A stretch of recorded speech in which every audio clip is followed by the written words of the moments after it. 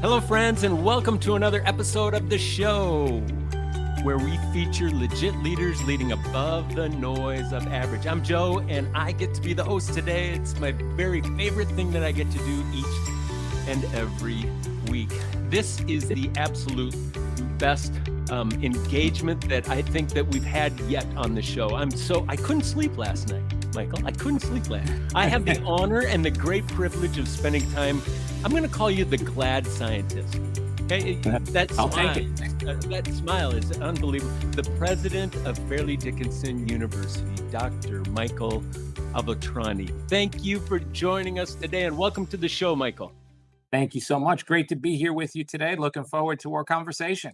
Fantastic. Hey, I need to point out something right out of the gates. I had the most conflicted. It was both weird and wonderful. It was an opportunity to come back and be the high school principal, okay, of the high school that couldn't wait for me to graduate because of all of the headaches, right, that I gave my teachers and the administration. Now, from what I understand, you started as a student at FDU in the 90s when grunge rock was really good grunge rock. And now you lead the institution. Tell me, weird, wonderful, both. Yes, all of the above. Yeah, it's been an interesting journey. I actually started as an undergraduate. I was here on the campus I'm sitting on right now, doing research my freshman year with an undergraduate mentor who I stayed close with. Went on and did graduate school, and he notified me as I was finishing up that he was going to be retiring and said, "I think you should come and interview for my job." I often say it's the only job interview I've ever actually been on because I went and interviewed and they said yes. And I said yes as well and got started here. And it was very strange because then all of my mentors and faculty and everyone else became colleagues and peers. And so it's been a very interesting journey. And there are still a few folks, some stayovers, who are actually here and have been here the whole journey from the time I walked on campus as a student and are still Wow. teaching or still supporting students through that entire journey. So it's wonderful to see. You are just a rare, I think that's such a rare example of somebody starting that full circle, right? It's that full circle perspective that I think brings an entirely different benefit, right? In terms of your vision for the university. Tell a little bit about maybe what it once was back in the 90s and what it is becoming, which is a transitive verb. You're not there yet. Yes, yeah, no, we are on a journey and that journey continues. So, one of the things I think that's always been interesting about me is that the thing I loved about my time here was the fact that I was part of a small environment where people knew me, right? The thing that we've always boasted about at the time I was here as a student, and we try to really kind of leverage now still, is that personal aspect of being able to engage students and kind of meet them where they are and truly bring them on a transformative journey. So a lot of that was what I experienced as a student. It was what I loved about this place, and it was the reason why I wanted to come back. It was that opportunity to really engage with and make an impact on students.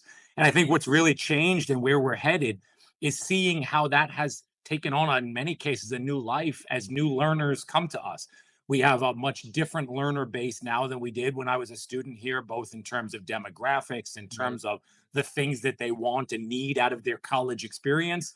And part of it is also that we've seen that, frankly, times have so rapidly changed, more so now in the past 10 years than probably in the past 100 before that, that what we provide for students needs to change as well. And how we deliver that personalized experience looks different now today than it did a few years back and will look very different still in a few years from now. So it's thinking about how do we build on the legacy of a Mm. true personalized transformational journey, but do it in an age of technology, in an age of new desires, new aspirations, and new students. And I think that's the journey that we're on right now. Mm. I'm right on the bookshelf here. I'm rereading. This is the one thing. A great book on just that surprising, simple truths about extraordinary results. How do you build systems for extraordinary results? And I'm really curious that pivotal moment because I also did some backtracking. That one thing that made you transition from the glad scientist. Did I read 10 patents of your own? right? Yeah, To so that was the focusing now on an entirely different arena of educational leadership. What was that one thing, that pivotal moment that had you go, "Hmm, So it was, I'm I curious." often say I'm sort of the accidental administrator, right? My journey was I loved the science part. One of the things I loved truly the most, and probably the thing I miss the most right now, was classroom teaching. I loved teaching freshman chemistry to students who were just discovering themselves and their Mm, desires and their passion for science, because that was me as a on my journey. I actually hated chemistry in high school. Took chemistry because I it was the thing I got as sort of a freshman and got to register for last.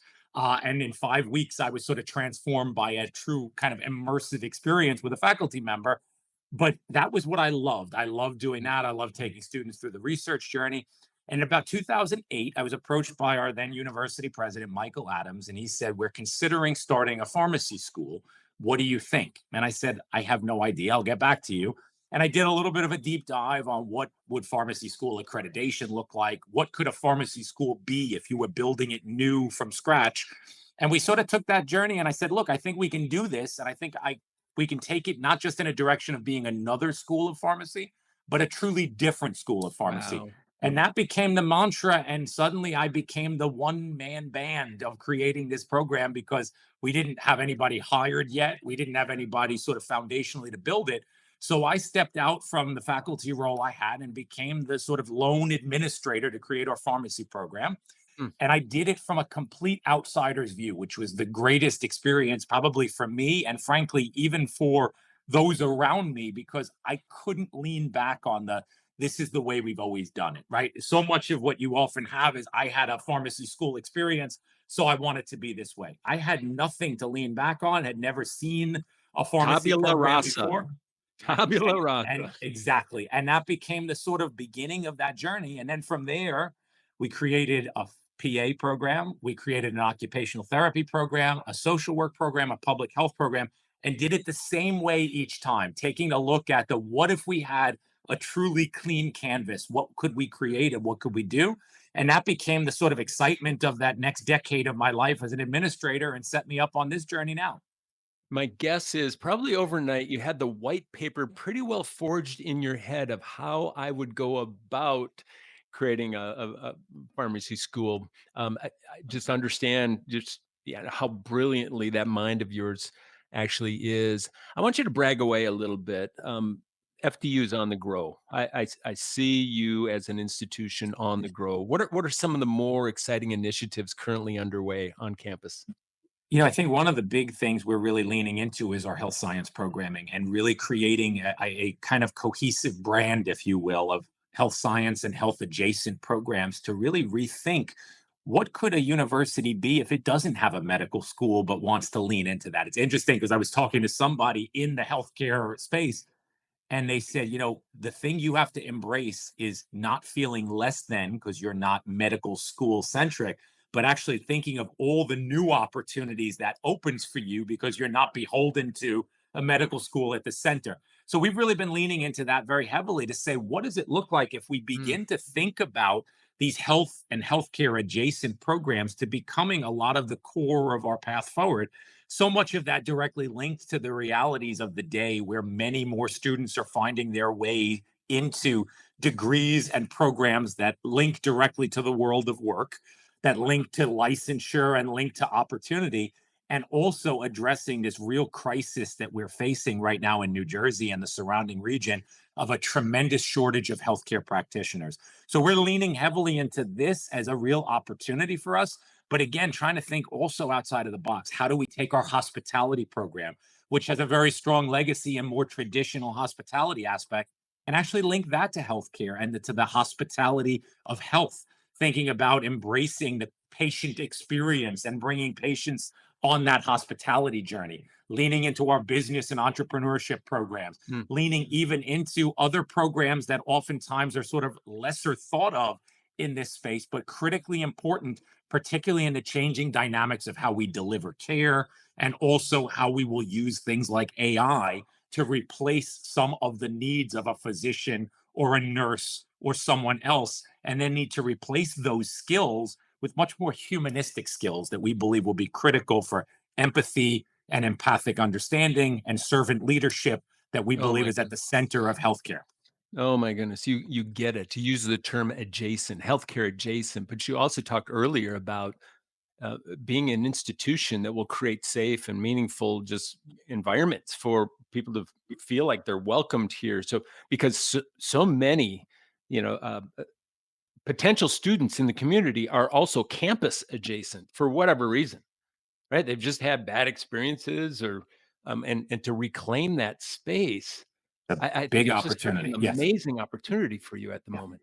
And we Yeah. feel like there's a couple of things we've done strategically to really try and own exactly what you articulate as these key spaces. We've actually created a program through a gift that we received from a donor, one of our more significant gifts we received in the life of our university, to create what's called Transforming College Campuses, which is TCC, which stands for Thrive, Create, Connect, which is really a sort of student journey program that creates integration between a Center for Empathy Research and Training that we created to help students understand both empathy to others and empathy to self, created and integrated a lot of mental health supports, and created a lot of academic connections and other pieces to really try and create student journeys that address the complex needs of today's students that aren't just academic in nature.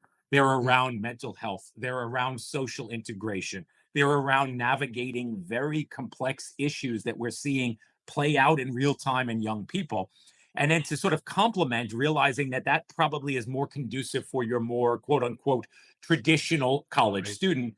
We've then looked at addressing the ways to embrace non traditional audiences by going out and creating a community based program where we deliver education on demand to students, meeting them truly where they are in their community. So we've integrated into workspaces throughout New Jersey programs that we're delivering to student cohorts that require them to never come on campus, that we deliver to them in a way that is meaningful, community connected, not fully online, but embraces the true community aspect of learning. And in some cases, that sort of feeling of being part of a team, being part of a classroom, but does it with the flexibility that many learners need in order to be able So to good. navigate higher education.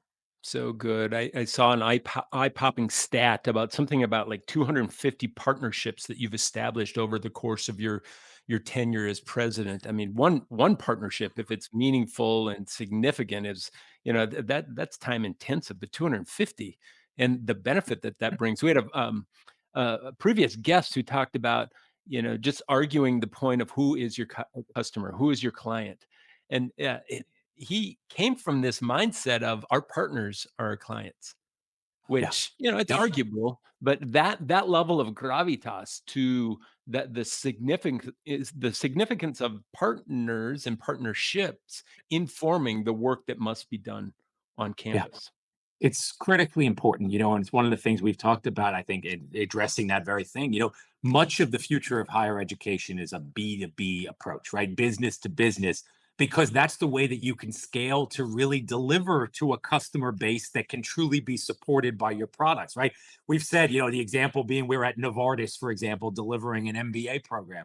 If we tried to recruit 20 individual students at Novartis by just standing around in the parking lot and asking them, do you want to do an MBA? We'd be there a very long time and we probably would get one, right? Going through the business connection and that relationship, they immediately sent out an email blast through their intranet. They offered a discount. They offered the conducive conference room where we would meet. And suddenly we had cohorts where we actually filled up and had to have a wait list, right? And so a lot of that is the, I think, meaningful connection that we create. One of the things we did actually early on when we created the pharmacy school, we brought our team through Disney Institute training. And Disney has always been about customer engagement. And in their case, they talk about, the guest experience.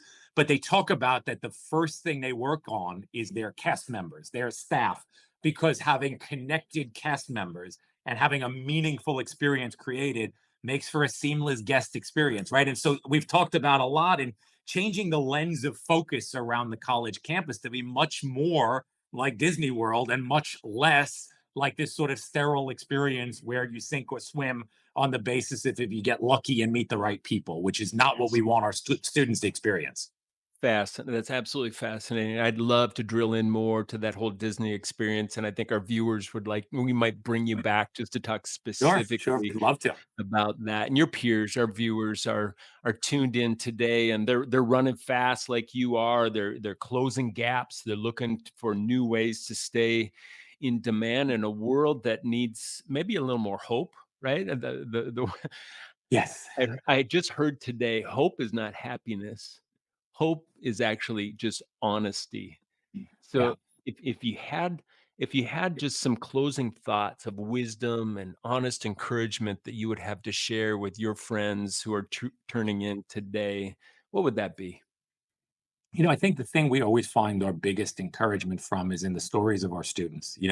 I think it's so easy, especially now in the challenges of what higher education is experiencing and the difficulties with cost and the difficulties with tuition and the difficulties with is a college degree worth it? And then with the greater world being so fractured and so polarized and so tribal in nature, sometimes it's easy to lose perspective. And then you talk to a student and you hear their story and you hear of the journey that they're on, where they're here oftentimes on the expense, with every dollar being spent and truly kind of trying every way possible to get here and realizing that the opportunity that they have, particularly a student who comes to us as a first generation student or oftentimes from an underrepresented group in college, they have the opportunity to transform, I always say, three generations: themselves, their children, and their family unit around them. And when you hear the stories of how this oftentimes happens through 4 years here on campus and a degree that takes them places that, frankly, they never imagined they could go, that's when you realize we do have a lot that to be hopeful for. Because when we get this right, there is nothing like a college experience and a college education to set a path towards a meaningful work, but also on a life journey that really has huge impact for the individual, their family, and the society around them. So my hope is often, and when I talk to students, hearing about how they really are coming to us to really with the expectation and promise that we make to them of a dream fulfilled through the journey they take with us. And when we get it right and that they're on the stage at commencement or they're coming back to us and telling us of the achievements, it reminds us that this is very worthwhile work and that the future generation we're investing in is very much worth the investment we're making. And I think Uh, that's the way in which every day I hope we can kind of motivate ourselves. Worthy work indeed. Michael, you've inspired me to a whole new level. It's been a heavy week. I think we're going to be enduring a number of heavy weeks Yes. in our near future. I just want to thank you. Thank you. You're a very busy man, and we've covered probably just a smidge, right, of all that is good and productive. And I would encourage our viewers out there to keep FDU on the watch.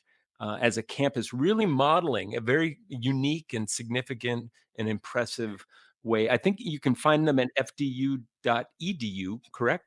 Correct. Yes. Yes. And to our viewers, thank you for joining us. This has been the show with Joe, reminding you that everyone deserves to live in a community served by healthy leaders like this amazing human right here, who are building healthy teams and leading highly reliable systems. Hey, before we wrap up, if you found value in today's conversation, please take a moment, support the cause, hit that button, do all the things the kids are doing, right? Leave a comment, share the episode with a colleague. Your engagement truly does. It helps us reach more leaders and continuing to bring you valuable content from the brightest learning leaders across America. Until next time, this is Dr. Joe on purpose to cancel any and all things that are average. Peace and press on, friends.